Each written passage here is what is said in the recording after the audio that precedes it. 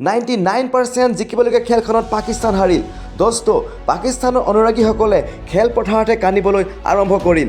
যদি আপুনিও জানিব বিচাৰে যে ইংলেণ্ডৰ বিৰুদ্ধে 99% জয়লাভ কৰাৰ পাছত পাকিস্তান কেনেদৰে মেটছখনত পৰাস্ত হ'ল, তেন্তে ভিডিঅ'টো লাইক কৰক, চেনেলটো ছাবস্ক্ৰাইব কৰক, বেল আইকনটো টিপক আৰু নটিফিকেশ্যনত ক্লিক কৰিবলৈ নাপাহৰিব।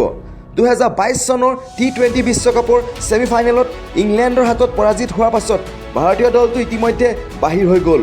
কিন্তু T20 2022ৰ অন্তিমখন খেল পাকিস্তান আৰু ইংলেণ্ডৰ মাজত মেলবৰ্ণত খেলা হৈছিল, য'ত পাকিস্তানৰ টীমটোৱে প্ৰথমে বেটিং কৰি মাত্ৰ 138 ৰান সংগ্ৰহ কৰিব পাৰিছিল, য'ত ছান মাছুদে সৰ্বাধিক 38 ৰান সংগ্ৰহ কৰিছিল।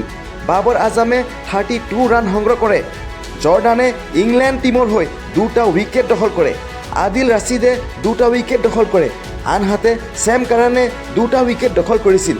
ইংলেণ্ডৰ টীমটোৱে 12.3 অভাৰত 4টা উইকেট হেৰুৱাই 84 ৰান সংগ্ৰহ কৰিছিল।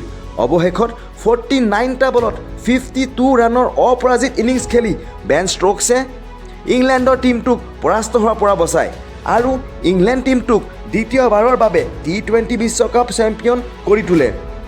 আনহাতে পাকিস্তান টীমটোৱে চূড়ান্ত খেলখনত 5 উইকেটত পৰাজয়ৰ সন্মুখীন হ'ব লগা হয়।